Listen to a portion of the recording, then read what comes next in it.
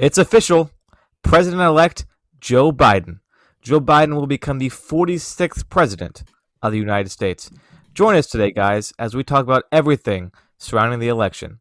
Welcome to your Political Perch. Hey, guys, and welcome to the Political Perch podcast, a bi-weekly podcast that talks about current events, politics, presidents, history, and anything that is plaguing the United States of America. Join us. Hey guys, welcome back to the Political Perch podcast. And aren't we relieved that the election process is finally over, or at least is, according to all the major sources, over? We'll get into the debates later with what Trump's doing after his projected loss, as Joe Biden is the 46th president elect of the United States of America. Ashton, welcome back. It's been a while since we've done this. Kind of took a week or so off just because of how wild the election week felt. But Ashton, what is your first initial reactions? Whoa, Andy, that was a long election week. Let me start off. We both can start off where we were when we heard the news Saturday morning. Andy, you want to kick off with saying where you were? This is going to sound kind of somber and kind of down, but I really don't want it to be like that. But Saturday morning, as you know, Ashton was actually down here at my house this weekend, just kind of visiting and having his other job too. But so me and his wife, my sister, were actually in the hospital visiting my grandmother, who was in there for a brief stint battling some pneumonia she had. No COVID here, so. But me and her were in the hospital, and we turned on the TV, turned on to, I think it was Fox News or some CNN or something like that. I can't remember exactly which news network it was, but we saw it. We kind of looked at each other, told my grandmother, and just I kind of cheered a little bit, kind of was just relieved. The sky just seemed sunnier, seemed more blue. It just felt like a big relief, Ashton. What about you? Where were you when you heard the news? I was working. Oh man. I was busy doing something. I think I found out like 30 minutes after it broke. I saw on Twitter people were yelling, and then I turned on the TV in the office. Don't get to watch that much, obviously, when you're working. And it got called, and people started huddling around the TV a little bit. And my reactions was I was exhausted after this week. Not just because I worked straight, but it was mentally exhausting after the election. It's how seriously I take these things, Andy. I take election day very seriously. It's like my Super Bowl of Super Bowls. If a Super Bowl was only held once every 4 years. But the difference is typically Super Bowls and elections only last a day, and you can invest a lot in those few hours, and you can watch, compare returns, do that stuff, and it's only like 4 or 5 hours, maybe 7 or 8 if it's close. This was a few days, and that was like constantly checking returns in certain districts, cities, comparing percentages, looking at previous years. You can imagine it was a lot of information and a very weird election when comparing how stuff got returned. The high percentage of mail in ballots made it very difficult to kind of analyze what was outstanding, what wasn't. I felt for those decision desk people, I get their job was very hard this year compared to other years. But yeah, Andy, I was exhausted, but when I heard, I was relieved. I think a lot of people were happy. A lot of, at that point, I was exhausted, and when I heard that, I was just relieved at the news. Clearly, people listen to this podcast will know me and you were pulling for one person. If you happen to vote for Trump, and you're listening to this podcast, which I find it hard to believe, but if you did, that's fine. I'm not saying that's not a okay thing to do. It's fine if you voted for Trump, but I just find it hard you would be listening to us. Um, I was just relieved.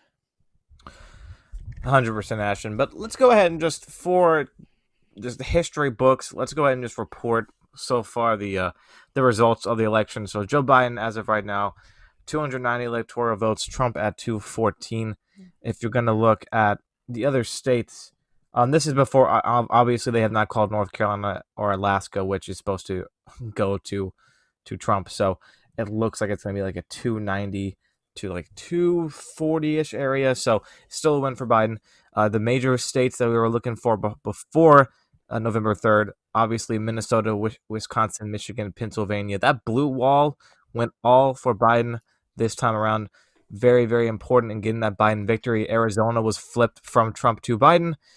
Georgia was shockingly flipped also by a couple thousand votes from Trump to Biden.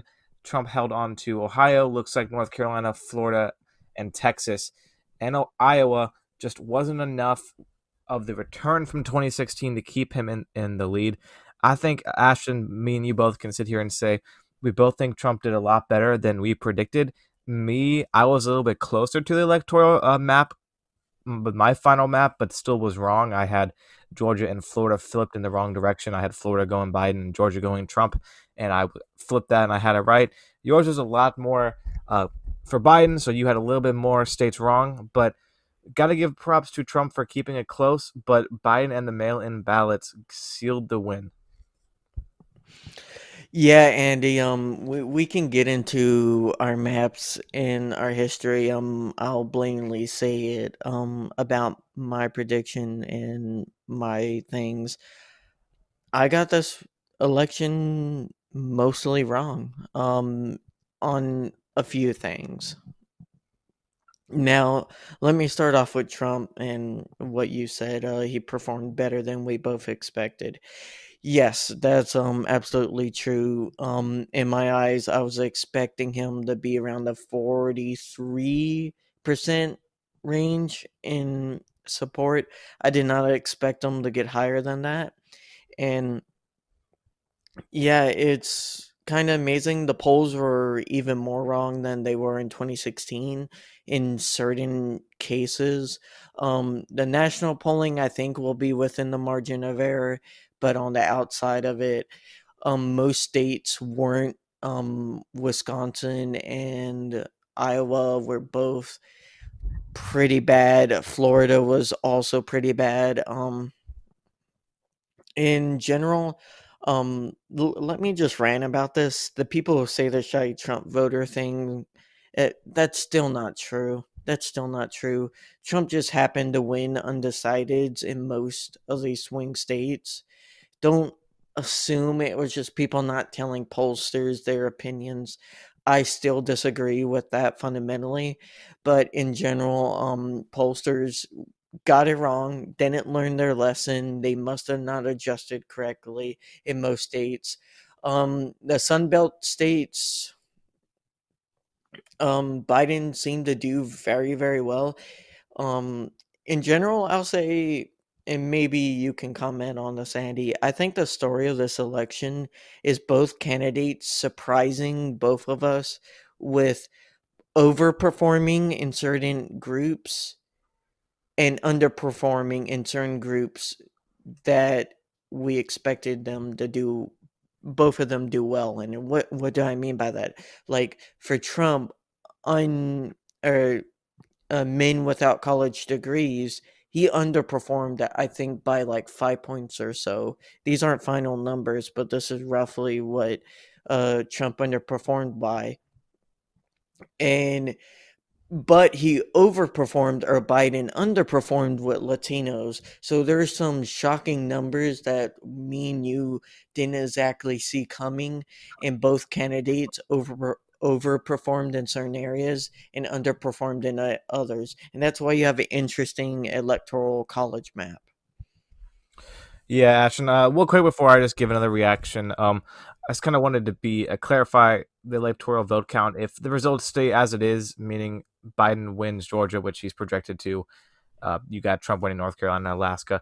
Biden will win 307 to 231. So that would be the final electoral vote count. So it's a much closer race than any of us predicted. Me, you, pundits, political pollsters, all of us. But I think you look at Florida specifically, a state that was very Biden for a while, and then as you went closer to the election, Florida started to flip and be very close, kind of a toss-up state at the end, and the real purpose, kind of the reason why Florida went to Trump and did in the way that so strongly for him, you got to look at the Latino vote there. It's a very different Latino vote than in Texas. Texas are those, the Mexican vote there, the immigrants coming from the Mexican border. Florida is not the same. You got those Cuban, Puerto Rican, Dominican Republic immigrants in Florida, and especially with the Cubans, Trump had a very targeted attack. It is false, but he had a very targeted attack about Biden being equivalent to socialism, which is equivalent to communism. I don't agree with that political ad, but it worked. The Cubans believed it. They went in droves for Trump. That caused Biden the win in Florida, which could have cost him the election. But you see in Georgia, the black vote, Stacey Abrams kind of taking the charge there. Very strong for Biden. Really got him over the edge. Pennsylvania was one of those very close states. Biden barely edging it out, and then Ohio, Trump basically decimates any of what the polls thought. I think he won it by 5, 6 more points than anyone suggested, and it's just so it's weird that in some cases, like you said, Trump overperformed, but in a lot of cases he underperformed and Biden overperformed. So it's kind of interesting to see, but it's just the way it happens sometimes in these elections. It's never perfect predictions in polls. Yeah, and for anyone who tries to talk to you guys and say, "Oh, but the Trump pollsters were more correct." No, they weren't. They I believe, Trev Goffer, if you don't know, they had Trump winning Minnesota by like 2 points, or a point. They had Trump winning Wisconsin, Michigan, Pennsylvania, Arizona, and Georgia. Just like they were as off, if not more, depending on the state, of course. So, a lot of people missed the mark this election. It was definitely not a great election for polling. This is the election people should use as saying, "Oh, you shouldn't listen to the polls." Not 2016. We've gone over that many times, but national polling was a little bit worse this election.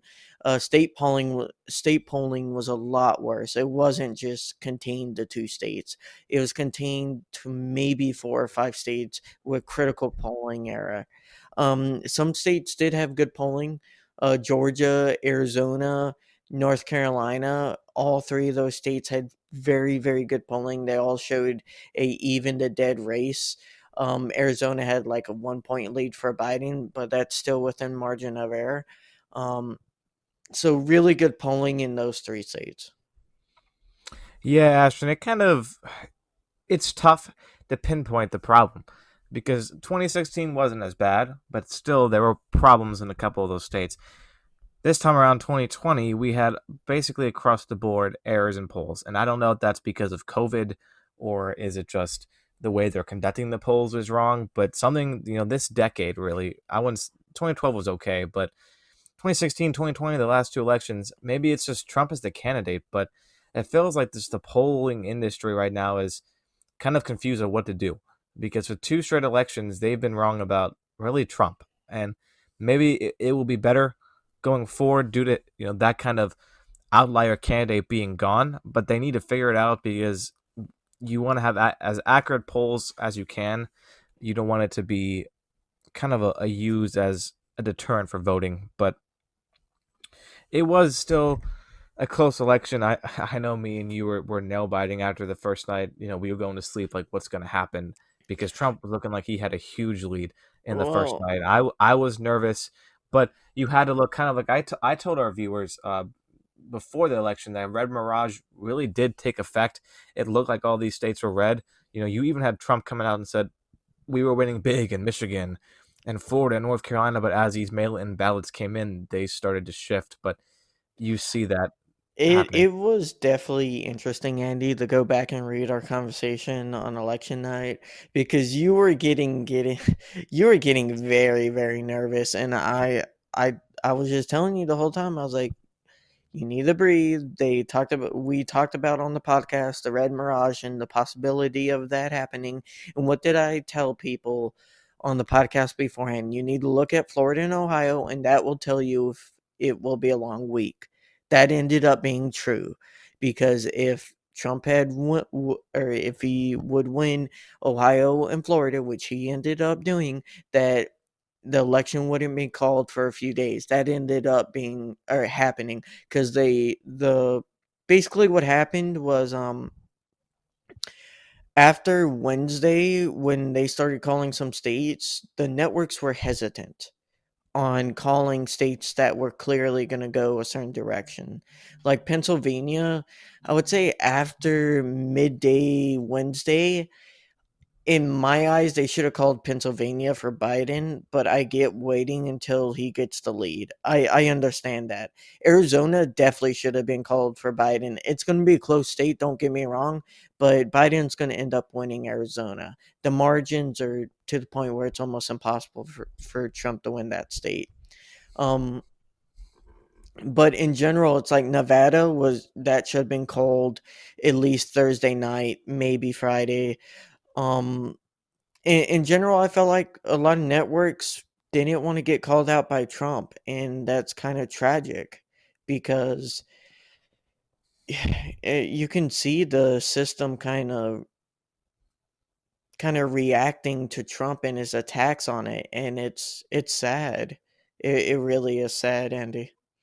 Yeah, Ashton, we're going to get to Trump's reaction to all of this in just a second. But one thing I want to kind of point out and talk about is if you look at this election specifically, there's kind of an overarching theme, and that is I don't really think Biden beat Trump. I feel like as more Trump beat himself because there was support for Trump to win these states, to keep these states, Arizona, to keep Georgia, to keep Pennsylvania. And I want to hone in specifically on Arizona. Donald Trump, for no good reason, no political strategy reason, no reason at all, decided to have kind of his stick in the ground that he was going to attack John McCain at all costs. It happened back when he was running the first time. It happened when he just passed away a year or so ago. It happened, and you see Arizona, and you have Cindy McCain coming out and supporting Biden. So Arizona, this kind of state of McCain still kind of feels that way for him, that, Arizona's own son kind of feeling. They were going to vote for Biden. They were going to switch and they were going to cost Trump really any path to a win in this election. And you look at a lot of mistakes like that Trump has made, attacking different kind of lower class people, the suburbs, saying how it's all infected and it's awful and Biden is going to kill the suburbs and other things. You look at those and you see Trump sabotaging his own political future. The COVID crisis, another example. I think But Andy, more of what a Trump beating himself. And I know a lot of people did come out for Biden and support him, but Trump could have won this election if not for every single factor of 2020. Andy, what about the suburban women having to be afraid of Cory Booker?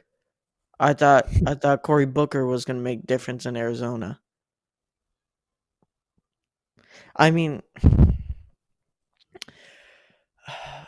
it's ridiculous. Him attacking McCain was just not only stupid politically, just stupid in general. He deserves to lose Arizona. Um, I mean, reading through election night, you were getting nervous, and I was. All I said basically was I knew it wasn't a landslide at that point for Biden, but I still said he was in the game. And you know, I knew where the outstanding votes were, and I was looking at that. I had said that Biden was going to win Arizona. I kind of knew that was going to happen. It was going to get close. Um, I still thought Biden had a good shot in Georgia. I think you thought he was toast in Georgia after Florida and Ohio, which is fair. It's a fair point. No one would expect if you told us a few weeks ago, "Hey, Biden or Trump's going to win Ohio and Florida." Or Trump's going to win Ohio and Florida? Does Biden win Georgia? Me and you would say 100% yes. 90% chance. I would say No, Biden. 100% yes. At that point, I just Georgia's one of those states that I think back in my map that I had going to Trump. So I really did think Georgia was too far out of reach. But props and kudos to Biden, and kudos to Stacey Abrams and her crew, and just everything they did to flip Georgia to the blue status. First time since it was Bill Clinton, I believe. Hmm. Yeah, it's kind of amazing that out of all the swing states, Georgia is to the left of Iowa, Ohio, Florida, and North Carolina. That's a little insane to me, Andy. Yeah, it just shows how many people are in that Atlanta counties, the counties surrounding Atlanta. That really did change this election, I believe.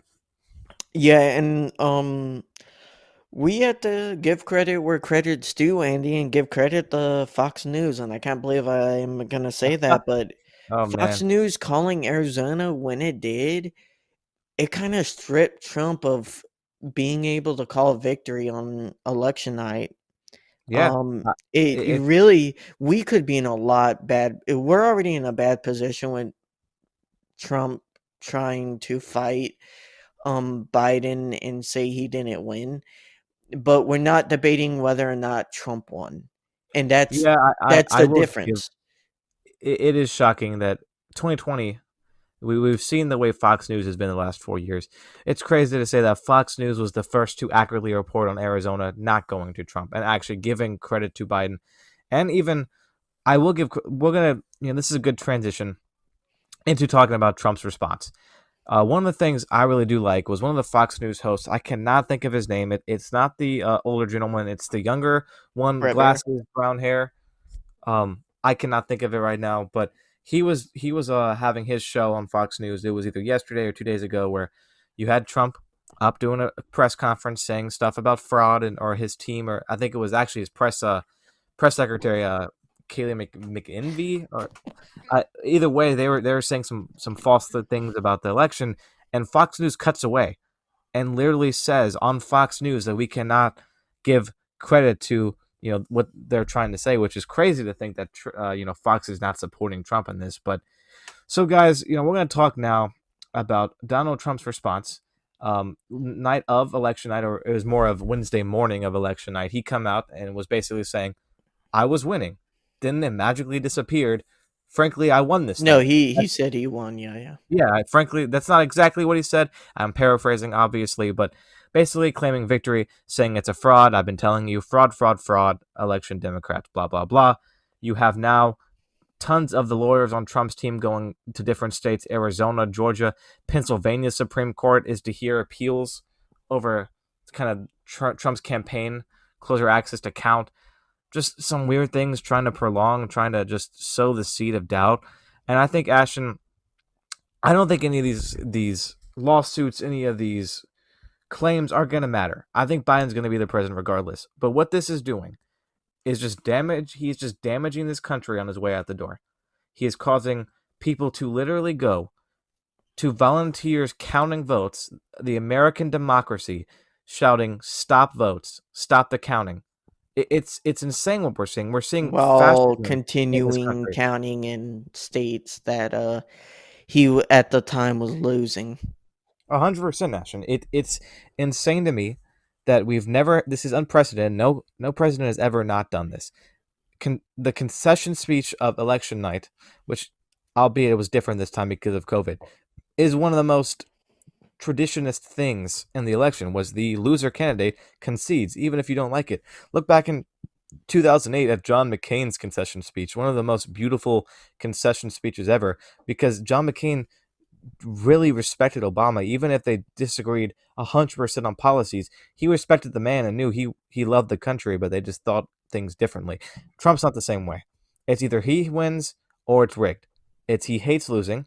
That's always been his life motto: is he will never lose regardless of what happens. And instead of damaging his own companies, instead of damaging his own reputation, he is destroying the very fundamental things of our country, that is voting, that is free and fair elections. And you have the GOP right now, where all but like two senators, Mitt Romney being one of them, not saying a word about it. And that's just sick. And we're going to a path in this country that it's going to be hard if we got to stop right now. We're going to not like where we're going. Yeah, Andy. I mean, you have majority Republicans and even some on Fox News just enabling this president to just light parts of the house on fire, um, not allow Biden to start the transition officially. It's sad. It really is sad. I mean, legally he has the right to go and challenge things if he thinks there's a serious effort or serious issues. There's no serious issues though, Andy. Let's be clear. This is all BS. Let's be honest. No spin here. It's all BS from him. He lost. Most of these states are outside the margin for recounts, and a lot of them won't be changed by recounts. Recounts at most change a few hundred votes, a few hundred. In millions of vote states, you're not going to have any states change or flip. And, I think it's just basically sad that we're to the point where we have to debate whether or not it's right for the person who lost to concede. It's like, it's just sad, and Republicans are damaging the faith of the institutions by their voters. I had to, you know, a lot of people I know who I worked with, they clearly were, Trump supporters, and they were irritated, upset. That's fine. After a loss, you're gonna have some saltiness, so to say, and that's fine. Everyone does that when they lose. But then they're like, "Oh, Trump won." Really?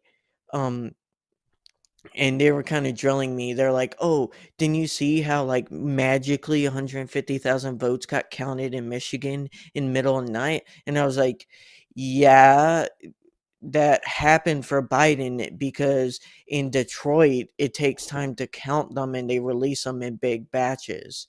And it's like a lack of understanding of how the election system works. You count ballots doesn't mean it instantly goes into the system. That's up to that district and that city level to determine how they update that data and update the count. So like Arizona was more consistently counting, but Georgia was more consistently counting, but Arizona was more releasing it in batches of 30,000. So it's like different systems. It's 50 different elections. Um, A- but these Ashton, people were just railing on the electoral system with no evidence. mhm. They talked about, oh, Fox News reporting some guy in Philly had an affidavit that he signed that he saw fraud. Well, guess what? The House Congressional Oversight Committee actually interviewed that dude, put him under what sworn. They actually put him in front of a judge, I believe a judge, and he recounted that affidavit and said he lied and he got paid by Republicans to say that. Ashton, question: why isn't Texas, Florida, and Ohio fraud? Oh, you mean Florida, the state with the most mail-in ballots? No, it was Texas actually with the state with the most mail-in ballots. But Oh, either way, it's like, huh? Texas isn't fraud. They had the most mail-in ballots, and they happened to vote for Trump. That no fraud there. Florida voted for Trump, no fraud. Ohio, no fraud. Even though Florida and Texas were at least top five of most mail-in ballots of any of the other states. It's crazy to me that they only want to say fraud, and I'm going to put that in air quotes, as states that they lost. Nothing's wrong about Texas's results because it's in favor of Trump. Nothing's wrong with Florida, Ohio, or Iowa, or any of the other states in like North Carolina. They know they lost. They're just trying to prolong the inevitable, and it's sad that they're doing this because now you're going to put Biden. I mean, Biden's already going to be in a position where he's not going to be. His favorability rating is not going to be able to really go above 60% ever because of the way this country has done it. I would be shocked if it ever went above 55% because of it. Because you're going to have the faithful follow Trump Republicans, the Trumpers, that will always think Joe Biden stole the election. And that's the Well, sad part, is they're going to think a president stole the election, which did not happen. When you have one party telling all their people to vote by mail and the other party saying do not vote by mail, don't be shocked when these ballots surprisingly show up overnight, because it's not a surprise. They just have to be counted. Unlike Florida, they didn't count the mail-in ballots before election day. Their state legislators in Pennsylvania, Arizona, Michigan, states like that are not allowed to count votes Republicans until stopped exactly stopped that Pennsylvania counting. legislator. You're not allowed to vote. You're not allowed to count the votes until election day. That's why it took so long. That's why it was a mysterious. Oh, here comes the election day results. The vote in person, because those take quicker to count than mail-in ballots.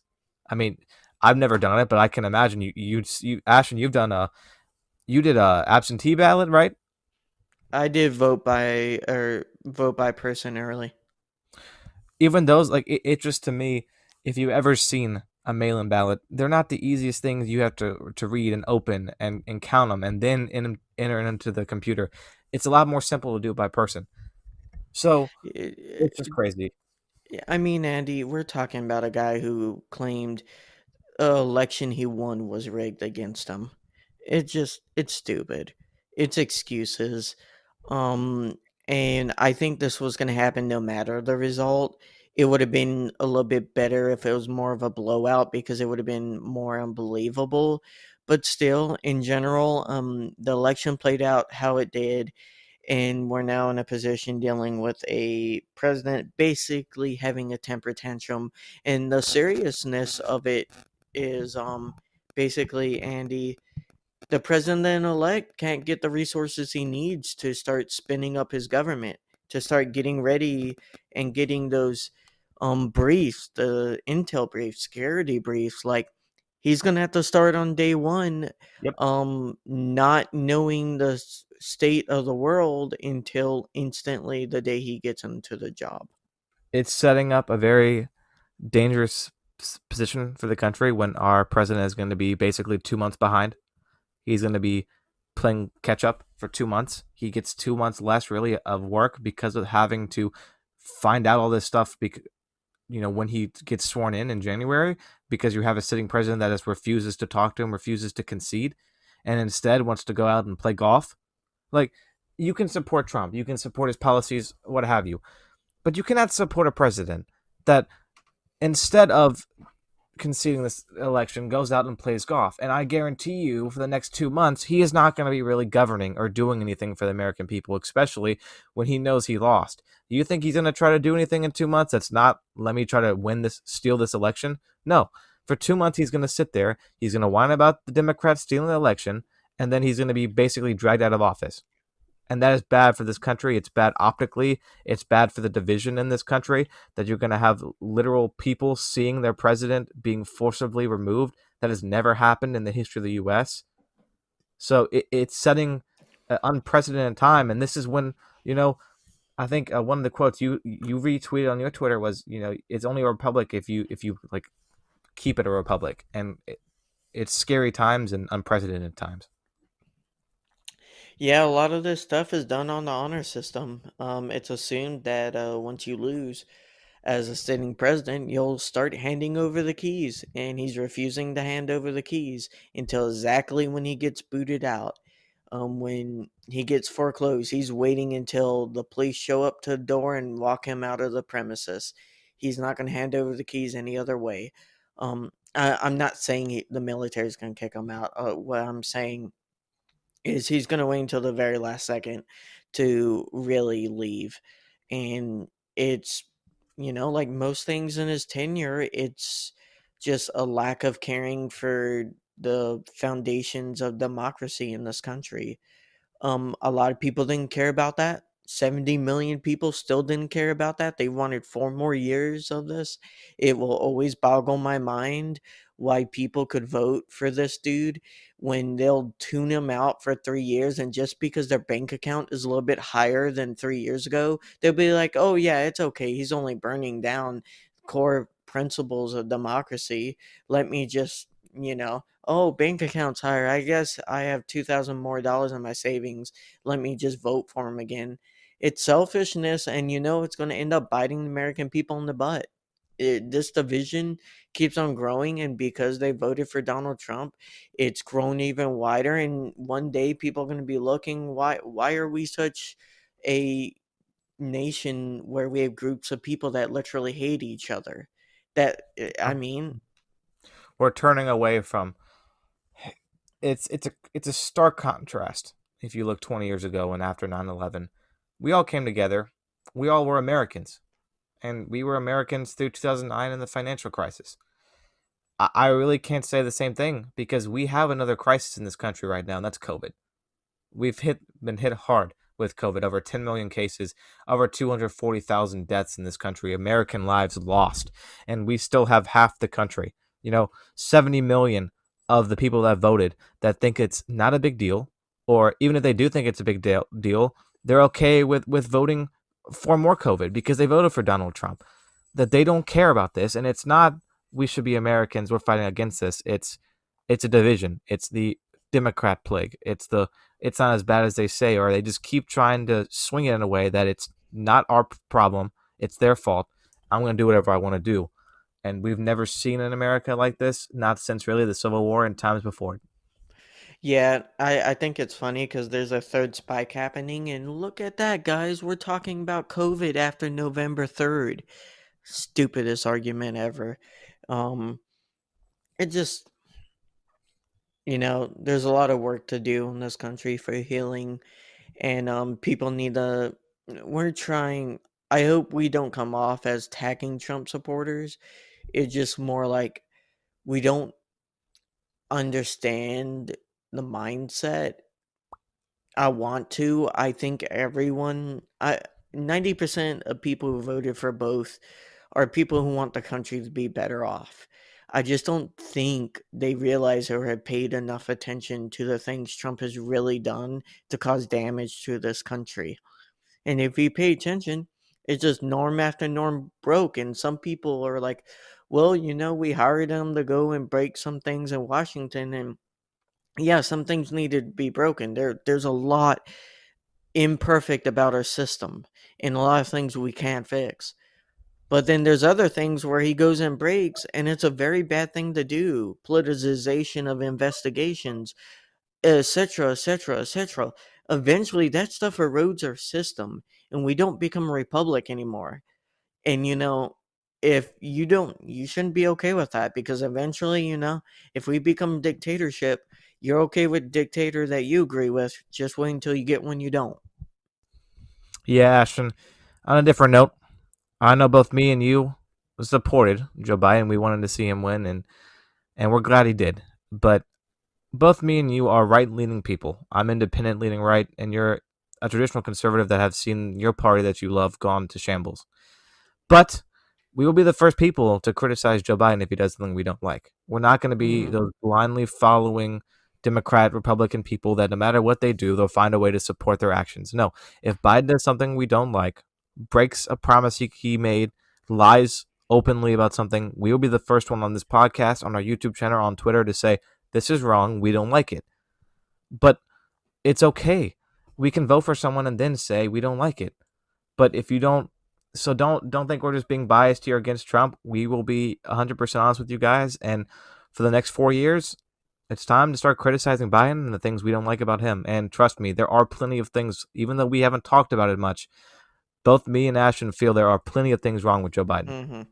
Yeah, absolutely. Biden is imperfect. He has certain policy flaws that he had to kind of go to the left on in the primary, and that's fine. You're allowed to disagree with some parts of a person's policy views, but ultimately, I feel like Andy, it's going to be a good thing for the country for politics to be boring for 4 years, for things for the attention of the country when they do focus on politics,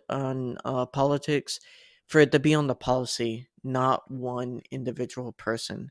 This Yeah. country Mhm. sorely needs a lot of policy fixes, and you can't have that with a diva constantly.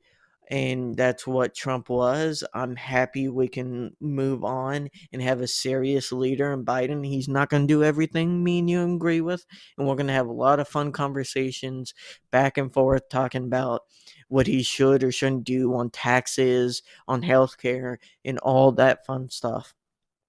But Yeah, we can actually talk about those taxes and healthcare and stuff. We don't have to talk about something Biden said that he shouldn't have said or tweeted. And, I just don't expect Biden to go out and start insulting some random woman's face like I could imagine Trump doing. yeah, Ashton, it feels good for once for the next 4 years that we don't actually have to debate if our president's a good person or not. I mean, Joe Biden is an empathetic person. He cares about people. Now, we don't like all of his policies, like we said, but we're not gonna have to sit here every 2 weeks, every week we do this podcast and say, did you see, like you said, Trump's tweet? Did you see what he said about Megyn Kelly this time? It feels good to have someone that is a good person, a devout Catholic in the White House, a Christian man, a good man, a guy who cares about people, who has had tragedy in his life that will affect his policymaking. Hopefully, we're Mhm. hoping. We don't know A exactly. record breaking man who got the most votes out of any candidate in history for president, a man who broke records in most states, even states he lost. He got more Trumps than or more votes than Trump, I believe, in like Texas or in Trump than Trump in 2016 in Texas and Florida. It's like, yes, he lost those states by a decent margin, but you can't say he didn't turn out voters, or you can say Trump turned out voters, but Biden was able to effectively hold that and use it to win critical states he needed for electoral college. And maybe in a later podcast, me and you will go into the electoral college after all this because my views or what my views were on it, but I'm starting to lean towards a popular vote fix for it. Um, I I was very very pro electoral college up and until even I would say till the election. To me, I think it's almost crazy someone can win by 5 million votes and almost lose. Welcome to this side of the aisle, Ashton. I know after 2016, I was telling you I didn't want to go to electoral college. I was not a Hillary Clinton supporter. I do not like Hillary Clinton, but no person that wins the most votes in the country should lose. It's just not. Is it what the founders wanted? Sure, I guess you can say that because they didn't really truly care about democracy, and that's a hot take. They cared more about the rich elite white men controlling everything, but that's a debate for another time. But I believe that, like you said, no president that's going to have most likely when it's said and done a 6 million vote difference, or at least upwards of 5.5 million vote difference, and still could have lost the election. So we need to have a reform, at least in the electoral college. Do maybe more like Nebraska does and Maine does with proportional districts, but something different, guys. But that's a podcast for another day. But the election process is over, guys. Joe Biden's the president elect, and we're looking forward to the next 4 years and more podcasts. But we're back. Yeah, potential podcasts on who will be the nominees in 2024. A lot of interesting hot takes. Mean you can throw out there and be wrong about too. Yeah, guys, thank you for coming back on our podcast. I know it's been about almost 2 weeks now because we just kind of had to take that week off for election week just because it was so exhausting to watch through. But go subscribe to our YouTube channel, The Mr. R Show. Keep watching, listening to this podcast here, wherever you're listening to, Apple Podcasts, Spotify, any Podbeam, any of those things that you're listening to. Give us a rating. We're going to be coming back now on a more regular basis. I know we got videos on YouTube about the presidential smackdown, which is kind of a fun, non-political but non divisive video where we're going to go to the political machine and we're doing kind of a who's the best president. We have tons of different presidents in there, anywhere from Obama to Andrew Jackson to George W. Bush. So go check that out if you guys have a chance. Thank you again for listening to this podcast. Thank goodness the election is over. We can all breathe. Stay safe out there, guys. Wear your mask, and we'll see you guys in the next podcast.